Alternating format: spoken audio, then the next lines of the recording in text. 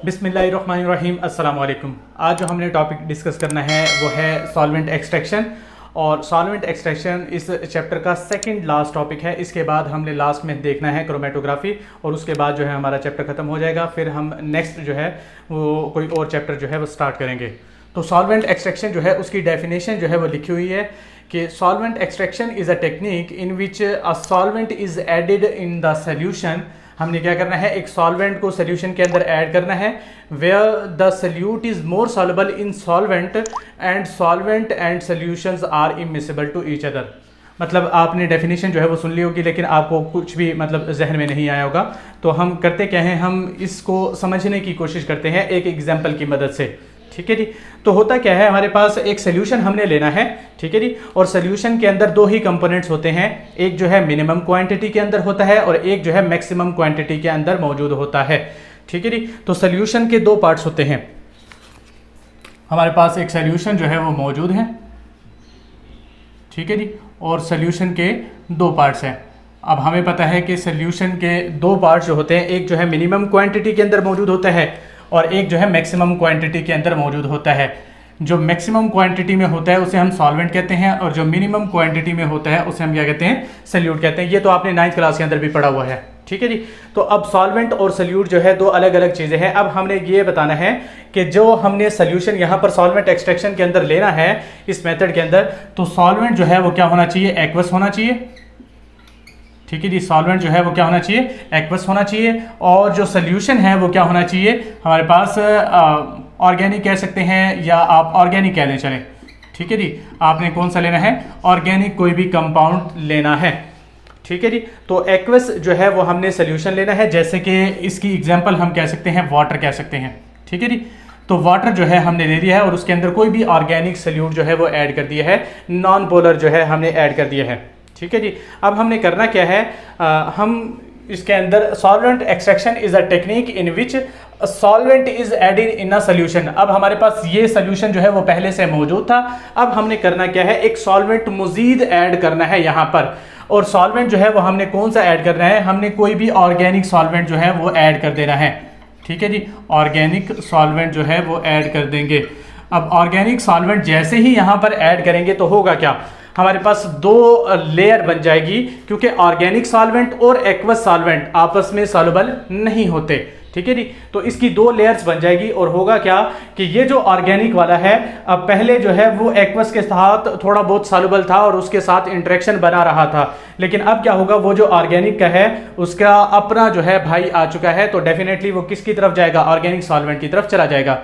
इसकी मिसाल ऐसे ही होती है जैसे कि एक 7th क्लास का बच्चा जो है वो 8th क्लास के अंदर बैठा हुआ है, क्योंकि उसकी जो जमात है या जो उसकी क्लास है वो अभी तक नहीं आई। जैसे ही उसकी 7th क्लास वाले की जो क्लास जो है वो आती है, वो क्या करेगा, वो वहाँ से मतलब 8th क्लास से उठकर और चला जाएगा कहाँ पर, अपनी 7th क्लास के अंदर चला जाएगा। पहले तो बैठा रहेगा 8वीं की क्लास के साथ और थोड़ा बहुत बोलचाल भी करता रहेगा, इंटरेक्शन जो है वो हल्की फुल्की बनाता रहेगा, लेकिन जैसे ही उसके ग्रुप के मेंबर्स आएंगे वो वहाँ से उठ के और चला जाएगा अपने ग्रुप के अंदर, ठीक है जी। तो सेम टू सेम यहाँ पर ऐसे ही हुआ है कि ऑर्गेनिक जो है हल्की फुल्की इंटरेक्शंस वाटर के साथ बनाकर, वैसे जो है जैसे बहुत सारे ऑर्गेनिक होते हैं जैसे कि अल्कोहल है, फिनोल है और ईथर वगैरह है, ये क्या करते हैं, हल्की फुल्की इंटरेक्शंस बनाते हैं, ठीक है जी। तो अल्कोहल्स वगैरह ज़्यादातर करते हैं, जैसे कि शराब वगैरह जो होती है वो क्या करती है, पानी के साथ थोड़ी बहुत इंटरेक्शन बना लेती है।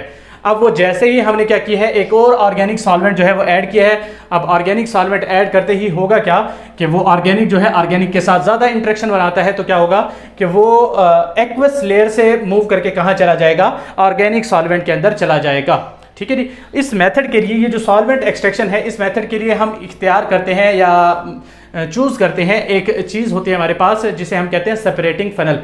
तो सेपरेटिंग फनल जो है कुछ इस तरह की बनी होती है, ठीक है जी। और ये लेबॉरेटरीज के अंदर आपको अक्सर नजर आ जाएगी। तो यहाँ पर जो है ये सर्कल फॉर्म के अंदर कुछ इस तरह की बनी होती है।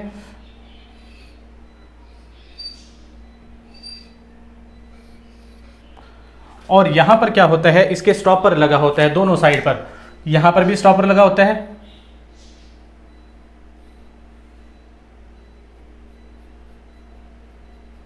जो कि क्या करता है, लिक्विड के फ्लो को रोकता है। और यहाँ पर भी क्या लगा होता है, स्टॉपर जो है वो लगा होता है। ठीक है जी। तो ये हमारे पास एक क्या है, सेपरेटिंग फनल है, सेपरेटिंग फनल, ठीक है जी। और सेपरेटिंग फनल के हमने ऊपर भी क्या लगा रखा है, एक स्टॉपर लगाया हुआ है, ठीक है जी। और नीचे भी क्या लगा हुआ है, स्टॉपर जो है वो लगा हुआ है। वो इसलिए है ताकि सॉल्वेंट जो है ना ऊपर से ना नीचे से मूव कर सके, या जो लीकेज जो है वो ना हो सके, ठीक है जी। अब हमने किया क्या हुआ है, पहले से एक सोल्यूशन जो है वो मौजूद है यहाँ पर। अब सोल्यूशन जो है वो किस चीज़ का मौजूद है, लेट से मैं कहता हूँ कि यहाँ पर जो है एक लेयर बनी हुई है पहले से सोल्यूशन की। अब इस सोल्यूशन के अंदर हमारे पास दो चीज़ें मौजूद थी, एक सल्यूट और एक सॉल्वेंट जो है वो मौजूद है, ठीक है जी। अब इसके अंदर दो लेयर जो है वो मौजूद है, वो कौन कौन सी, एक सल्यूट की लेयर नहीं है बल्कि वो आपस में डिसॉल्व है, लेयर नहीं है। तो सल्यूट और सॉल्वेंट जो है वो यहाँ पर मौजूद है। और सल्यूट मैंने आपको कहा है कि वो है क्या चीज़, ऑर्गेनिक, ठीक है जी। और सॉल्वेंट जो है वो क्या है, वाटर यहाँ पर मौजूद है, यानी एक्वस जो है वो मौजूद है। अब हमने करना क्या है, एक और जो है ऊपर से स्टॉपर को हटाना है और उसके अंदर ऑर्गेनिक सॉल्वेंट को यहाँ पर ऐड कर देना है, ठीक है जी। क्या कर देते हैं, ऑर्गेनिक सॉल्वेंट को यहाँ पर ऐड कर दिया, ठीक है जी। जैसे ही हम क्या करेंगे, यहाँ पर ऑर्गेनिक सॉल्वेंट को ऐड करेंगे। अब ऑर्गेनिक सॉल्वेंट है ये हमारे पास, ऑर्गेनिक सॉल्वेंट। जैसे ही ऑर्गेनिक सॉल्वेंट को ऐड करेंगे होगा क्या कि सल्यूट जो है ऑर्गेनिक है, तो definitely organic like dissolve, like का एक आपने फार्मूला पढ़ रखा है, वो आपने 9th क्लास के अंदर, 10th क्लास के अंदर और 8th क्लास के अंदर भी आपने पढ़ा होगा। लाइक डिजॉल्व, लाइक का मतलब क्या होता है, पोलर जो है वो पोलर के अंदर, नॉन पोलर के अंदर डिजॉल्व होते हैं, ऑर्गेनिक के अंदर और इनऑर्गेनिक के अंदर डिजॉल्व होते हैं। तो यहाँ पर ऑर्गेनिक जो है वो, अब ये जो है इनऑर्गेनिक चीज़ है, तो डेफिनेटली यहाँ से जो है वो कहाँ जाना शुरू कर देंगे, ऑर्गेनिक की तरफ जाना शुरू कर देंगे, ठीक है जी। तो जैसे ही क्या होगा, हम ऑर्गेनिक सॉल्वेंट डालेंगे तो यहाँ पर ऑर्गेनिक सल्यूट जो है वो ऑर्गेनिक सॉल्वेंट की तरफ जाना शुरू कर देंगे, ठीक है जी। और इसके दरमियान एक कांस्टेंट रेशियो बन जाएगी। तो ये जो है क्या होता है, सॉल्वेंट एक्सट्रैक्शन का एक प्रोसेस होता है, जिसकी मदद से हम क्या करते हैं, किसी भी एक्वस से हम क्या कर लेते हैं, ऑर्गेनिक सॉल्वेंट को अलग कर लेते हैं। सिंपल, क्लियर हो जाएगी बात। तो सॉल्वेंट एक्सट्रैक्शन, अब डेफिनेशन जो है वो समझ में आ जाएगी। सॉल्वेंट एक्सट्रैक्शन क्या है, एक टेक्निक है in which a solvent is added in a solution. Solvent ऊपर हमने क्या कर दिया, एक ऐड कर दिया ऑर्गेनिक सॉल्वेंट, ठीक है जी। तो सॉल्वेंट जो है ऐड कर रहे हैं सोल्यूशन के अंदर, ठीक है जी। Where the solute is more soluble in solvent, ठीक है जी। जहां पर होगा क्या कि ये जो सल्यूट है वो मोर सॉल्युबल है इस सॉल्वेंट के अंदर। इस सॉल्वेंट की बात नहीं कर रही है, तो सोल्यूशन वाला है, ठीक है जी। तो जो हमने ऐड किया है सॉल्वेंट, उसके अंदर ज्यादा सॉल्युबल होता है। And solvent and solution are क्या होते हैं, इमिसिबल टू ईच अदर, क्योंकि ये है एक्वस लेयर और ये है ऑर्गेनिक लेयर। तो ये दोनों क्या होगी, इमिसिबल होगी, ये आपस में रिएक्ट नहीं करेंगे, तो अलग अलग लेयर बनेगी। इमिसिबल का मतलब ऐसे ही होता है जैसे कि पानी और ऑयल को आप अच्छी तरीके से मतलब 1 लीटर पानी ले ले और 1 लीटर जो है वो क्या ले लेते हैं, हम ऑयल ले लेते हैं। अब उन दोनों को अच्छी तरीके से मिक्स करें और थोड़ी देर के लिए खड़ा कर दे, होगा क्या, ऑयल जो है वो ऊपर एक लेयर बना लेगा, पानी जो है नीचे एक लेयर बना लेगा, ठीक है जी। तो इस तरह की जो लेयर बनेगी, अब उसके अंदर क्या होगा कि ये जो 2 लेयर जो है वो बन जाएगी, मतलब इमिसिबल हो जाएंगे। समझ में आ जाएगी बात। तो इस तरह हमने ये इख्तियार करना है। अब इसका पर्पस क्या है, this method is use to purify substance, यानी प्योरीफिकेशन के लिए हम इस्तेमाल करेंगे। अब इसके अंदर सबसे इंपॉर्टेंट पॉइंट क्या होता है कि this method is useful for volatile and thermally unstable substances के लिए इस्तेमाल किया जाता है, ठीक है जी। तो वोलेटाइल क्या होता है, वोलेटाइल का मतलब होता है कि जो चीज़ें जो है आसानी से एवेपोरेट हो जाती है। आप करते क्या है, आप एक मिसाल ले लें, जैसे कि पानी और पेट्रोल की ले लेते हैं, ठीक है जी। आप करें क्या, ये आसान सा एक्सपेरिमेंट है। वैसे तो आजकल पेट्रोल जो है वो बहुत महंगा हो गया है, तो आप मतलब सोच समझ के ही इस्तेमाल करना कि एक गिलास जो है वो पानी ले लेना है और एक गिलास जो है वो पेट्रोल ले लेना है, ठीक है जी। आपने जो है उसको दोनों को कहीं भी, मतलब छांव के अंदर या धूप के अंदर कहीं भी आप रख सकते हैं, ठीक है जी। आप करें क्या, वहां पर रख दें और फिर कुछ देर बाद, मतलब 1 घंटे बाद, 2 घंटे बाद या 4 घंटे बाद या 1 दिन बाद आकर देखें, होगा क्या, वो जो पेट्रोल वाला जो गिलास है उसके अंदर से सारा पेट्रोल जो है वो उड़ जाएगा, लेकिन जो गिलास पानी वाला है उसके अंदर से थोड़ा सा जो पानी है वो एवेपोरेट होगा, ना होने के बराबर तकरीबन, ठीक है जी। तो हुआ क्या है कि वोलेटाइल क्या होता है, ऐसी शय जो कि आसानी से एवेपोरेट हो जाती है, उसे हम क्या कहते हैं, वोलेटाइल कहते हैं, ठीक है जी। तो वोलेटाइल और थर्मली अनस्टेबल का मतलब क्या होता है, थर्मली अनस्टेबल। थर्मली मतलब टेम्परेचर के लिहाज से, हीट के लिहाज से, और अनस्टेबल का मतलब जो कि अनस्टेबल होगा मतलब वो किसी और चीज़ के अंदर कन्वर्ट हो जाता है। तो थर्मली अनस्टेबल का मतलब भी वोलेटाइल ही होता है, मतलब उसको हल्की फुल्की हीट मिलती है तो वो क्या होता है, किसी और चीज़ के अंदर कन्वर्ट हो जाता है जल्दी। ठीक है जी, उसको हम क्या कहते हैं, थर्मली अनस्टेबल कहते हैं। अब हमने करना क्या है, ये जो सॉल्वेंट एक्सट्रैक्शन है इसकी मदद से हमने किया क्या है, हमने करना ये है कि ये जो लेयर है अब होगा क्या, ये जो ऑर्गेनिक हमारे पास एक्वस लेयर थी वाटर वाली, उसके अंदर से सॉल्वेंट सल्यूट जो है वो आगे चला गया है। ठीक है जी, अब हम करेंगे क्या, यहाँ से जो है बीकर लगा देंगे। ठीक है जी, बीकर के अंदर स्टॉपर खोल के, और ये जो है जिसके अंदर सिर्फ सॉल्वेंट बच जाएगा और सल्यूट जो है मैक्सिमम अमाउंट के अंदर यहाँ पर चला गया है। मैक्सिमम अमाउंट में कह रहा हूँ, सारे का सारा जो है सल्यूट कभी भी ऑर्गेनिक के अंदर नहीं जाएगा, कुछ जो है यहाँ पर रह जाएगा क्योंकि वो थोड़ा बहुत इंटरेक्शन जो है वो करते हैं वाटर के साथ। ठीक है जी, तो मैक्सिमम अमाउंट जो है वो कहाँ चला जाएगा, ऊपर चला जाएगा। तो अब यहाँ पर करते क्या है, ये वाली जो हम ग्रीन से ही बना लेते हैं। तो अब ये जो एक्वस लेयर जो है वाटर की, हम इसको क्या कर लेंगे, निकाल लेंगे। ठीक है जी, इसको निकाल के हमने अलग कर देना है, इसको ज़ाया कर दे या जैसे मर्जी आपने करना है, या दोबारा मेथड के लिए इख्तियार करना है तो आप अभी रख सकते हैं इसको। ठीक है जी, ये अलग हो गया। फिर उसके बाद ये जो है वो नीचे आ जाएगा। ठीक है जी, बिल्कुल ऐसे ही हो जाएगा जैसे ये मैं आपको अलग से दिखा देता हूँ। ठीक है जी, अब यहाँ पर क्या होगा कि ये जो लेयर है ऊपर वाली ऑर्गेनिक लेयर जिसके अंदर सल्यूट अब आ चुका था, ये नीचे आ जाएगी। ठीक है जी, अब यहाँ पर हमने क्या करना है, दोबारा स्टॉपर जो हमने यहाँ पर लगाया हुआ था, ठीक है जी, अब इसको दोबारा खोलना है हमने, और ये जो ऑर्गेनिक लेयर है जिसके अंदर सल्यूट मौजूद है, अब सल्यूट जो है इसके अंदर चला गया है, तो इसको हमने क्या करना है, निकाल लेना है। ठीक है जी, अब आप कहेंगे कि सर पहले भी हमारे पास जो है वो एक्वस लेयर के अंदर सल्यूट मौजूद था, अब भी हमने क्या किया है, ऑर्गेनिक सॉल्वेंट उसके अंदर सल्यूट ऐड कर दिया है। हमारा सल्यूट जो है अभी भी सल्यूशन के अंदर है, पहले भी सल्यूशन के अंदर था, तो फ़र्क क्या आया है, मतलब हमारा फ़ायदा क्या हुआ है। ठीक है जी, हमें तो क्या चाहिए था कि सल्यूट को अलग करना है। अब सल्यूट जो है वैसे भी अलग नहीं हुआ, पहले भी अलग नहीं हुआ था, हुआ क्या है, अब यहाँ पर पहले जो है वो वाटर के अंदर सॉल्वल था। ठीक है जी, अब हमने कर दिया है किसके अंदर, ऑर्गेनिक लेयर के अंदर। हम ज़्यादातर यहाँ पर इस्तेमाल करते हैं ईथर को। ठीक है जी, ये जो ऑर्गेनिक सॉल्वेंट है हम इस्तेमाल कर रहे होते हैं किस चीज़ को, ईथर को। ईथर का बॉइलिंग पॉइंट होता है 34 डिग्री सेंटीग्रेड। ठीक है जी, कितना होता है, 34 डिग्री सेंटीग्रेड, मतलब ये आसानी से बॉयल हो सकता है, तो ये वोलेटाइल होता है और थर्मली अनस्टेबल होता है। ठीक है जी, तो ये आसानी से अगर बॉयल हो सकता है तो मतलब इसको रूम टेम्परेचर पर भी रखेंगे तो ये आहिस्ता आहिस्ता एवेपोरेट होता रहेगा। ठीक है जी, अब होगा क्या, हमने वो जो ऑर्गेनिक लेयर है इसके अंदर सल्यूट मौजूद है, हमने इसको आराम से रख देना है, या हल्का फुल्का हीट करना है, हल्की आंच पर, जैसे कह सकते हैं कि हल्की आंच पर इसको हीट करना है। हीट करने से होगा क्या कि वो जो हमारे पास ईथर होगा वो तो सारे का सारा एवेपोरेट हो जाएगा, और पीछे क्या बच जाएगा, हमारा जस्ट सल्यूट जो है वो बच जाएगा। ठीक है जी, तो यहाँ पर हमने इसको क्या करना है, हीट करना है। हीट करने से क्या होगा, ये जो ईथर है वो तो एवेपोरेट हो जाएगा, ईथर क्या हो जाएगा, एवेपोरेट, और बाकी जो है हमारे पास क्या बच जाएगा, हमारा सल्यूट जो है इसके अंदर बच जाएगा। समझ में आ जाएगी बात। तो इस तरह हमने क्या करना है, सॉल्वेंट एक्सट्रैक्शन के मेथड से हमने सल्यूट को अलग कर लिया है, दोनों सॉल्वेंट से हमने अलग कर लिया है, एक्वस से भी और ऑर्गेनिक से भी।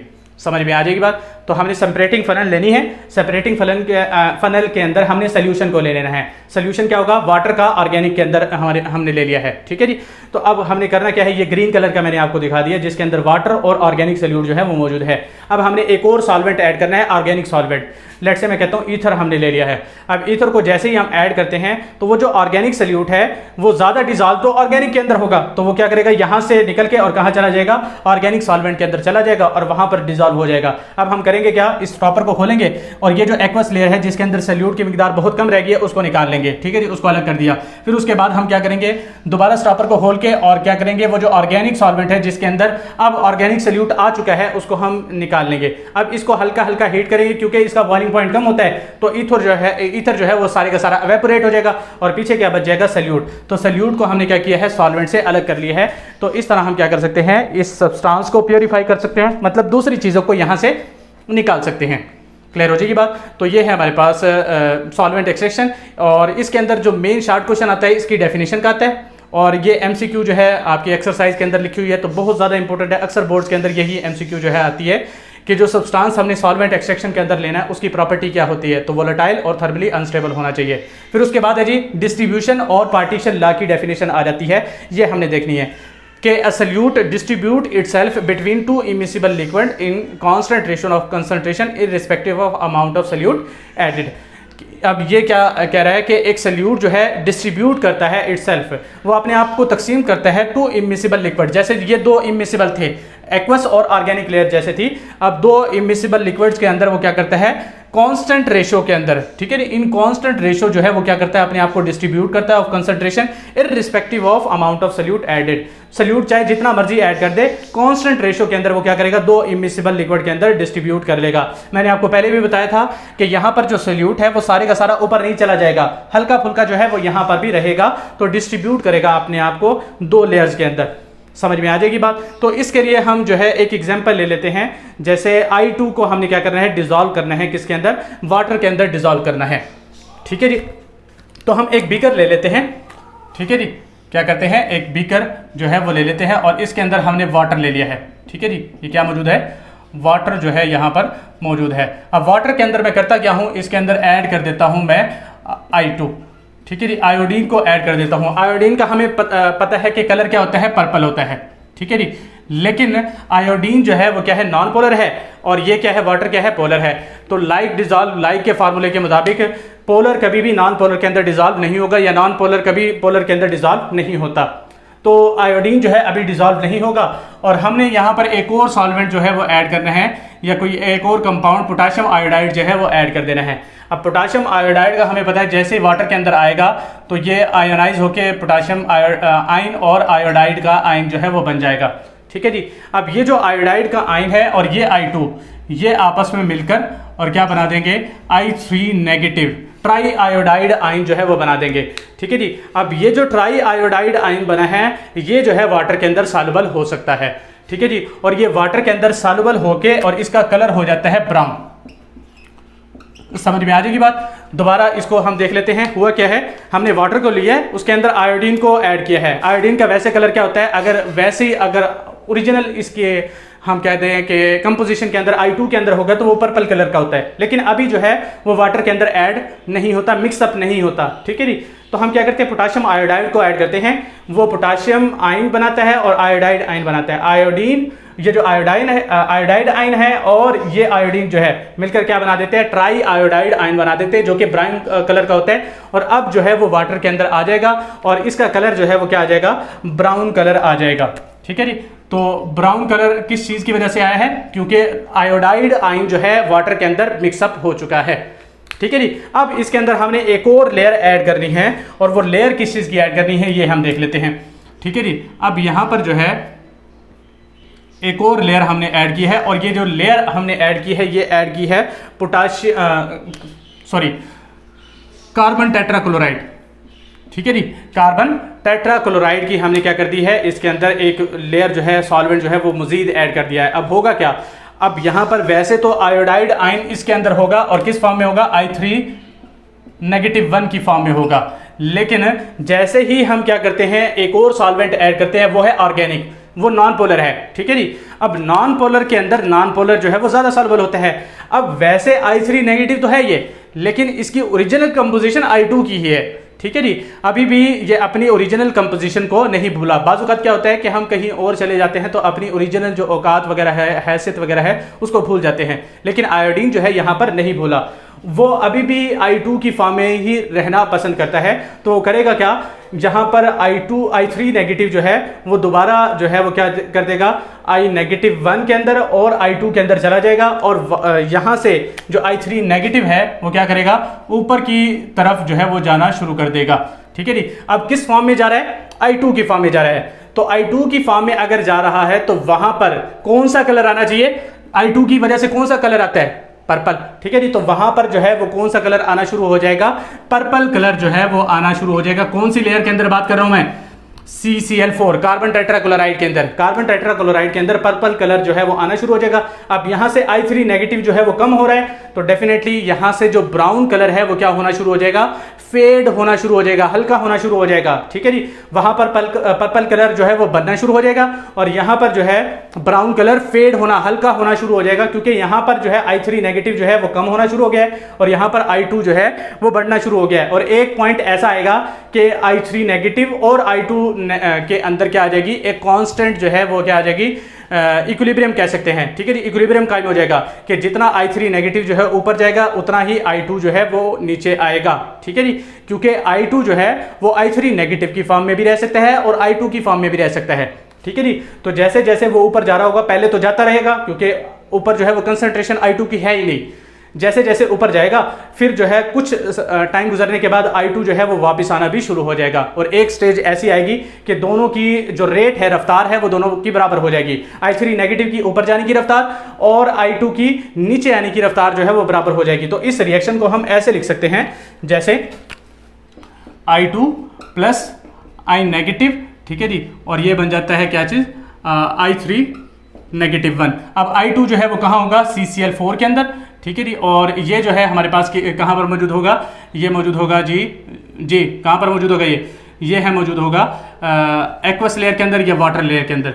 ठीक है जी, तो वाटर के अंदर मौजूद होगा। और इसके लिए जो है वो केसी आपने बना रखा है, आपके बुक के अंदर बनाए हुआ है, तो आप जिस चीज़ मर्जी को जो है वो ऊपर रख सकते हैं। प्रोडक्ट को ऊपर रखना है और रिएक्टेंट को हमने क्या करना है, नीचे रखना होता है। ये आपने 9th क्लास के अंदर भी पढ़ा हुआ, लॉ ऑफ मास सेक्शन के अंदर, के प्रोडक्ट की कंसंट्रेशन को ऊपर रखते हैं और रिएक्टेंट की कंसंट्रेशन को हम क्या रखते हैं, नीचे रखते हैं। ठीक है जी, ये बात समझ में आ जाएगी। तो इस तरह जो है वो क्या होगा कि ये वाली चीज़, अ सल्यूट डिस्ट्रीब्यूट इटसेल्फ, एक सल्यूट जो है, जैसे I2 हमने सल्यूट डाला था, वो डिस्ट्रीब्यूट करता है, वो अपने आप को डिस्ट्रीब्यूट करता है, तकसीम करता है बिटवीन टू इमिसिबल लिक्विड।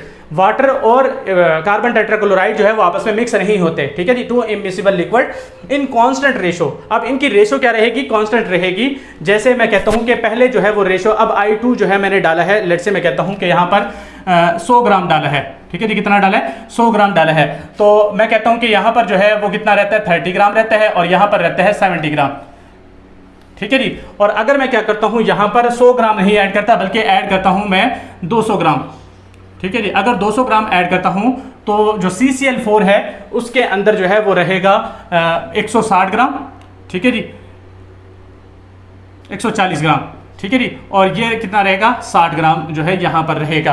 अब पहले रेशो जो है वो निकाले अगर हम, तो 7:3 आएगी। ठीक है जी, 70 और 30 की रेशो कितनी आएगी, 70 और 30 की 7:3 आ रही है।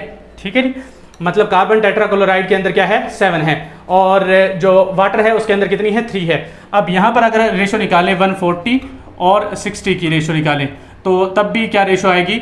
अब यहाँ पर पहले 0 काट देते हैं, ठीक है जी, और 2 से डिवाइड करते हैं तो 7:3 ही आएगी। अभी भी कार्बन टेट्राक्लोराइड के अंदर 7 है और वाटर के अंदर कितनी है, 3 है। ठीक है जी, तो होता क्या है कि जितना मर्जी सल्यूट ऐड कर लें, उसकी जो कंसंट्रेशन होगी, जो कि डिस्ट्रीब्यूट होगी, वो क्या रहेगी कि सेम रहेगी। ठीक है जी, उसकी रेशो जो है वो क्या रहेगी, सेम रहेगी। तो ये है हमारे पास डिस्ट्रीब्यूशन लॉ या पार्टीशन लॉ। लास्ट में रह गया है कि why I2 is not dissolve in water. ये अलग से क्वेश्चन है और ये काफ़ी इंपॉर्टेंट क्वेश्चन है, ये भी आ सकता है। तो इसके लिए आपने जो है पहले प्रिंसिपल आपने लिखना है I2 का, लाइक डिजॉल्व लाइक का, कि according to like dissolve like principle क्या होता है कि पोलर जो है वो पोलर के अंदर डिजॉल्व होता है और नॉन पोलर के अंदर डिजॉल्व होता है। ठीक है जी, फिर आपने बताना है I2 क्या है, नॉन पोलर है, और वाटर क्या है, पोलर है। तो इसलिए I2 जो है वो वाटर के अंदर डिजॉल्व नहीं होता। तो ये है सॉल्वेंट एक्सट्रैक्शन का पूरा टॉपिक। नेक्स्ट जो है हमारे पास एक छोटा सा टॉपिक रह गया है, हालांकि बड़ा सा टॉपिक है आपकी बुक के अंदर लिखा हुआ, लेकिन हमने कुछ डेफिनेशन ही उसकी करनी है, उसके अलावा कुछ नहीं करना। ठीक है जी, क्योंकि आपके बोर्ड्स के अंदर भी नहीं आता और ज़्यादा ज़रूरी भी नहीं है वो। ठीक है जी, तो क्रोमेटोग्राफी जो है वो नेक्स्ट लेक्चर के अंदर देखेंगे। तब तक के लिए अल्लाह हाफिज़।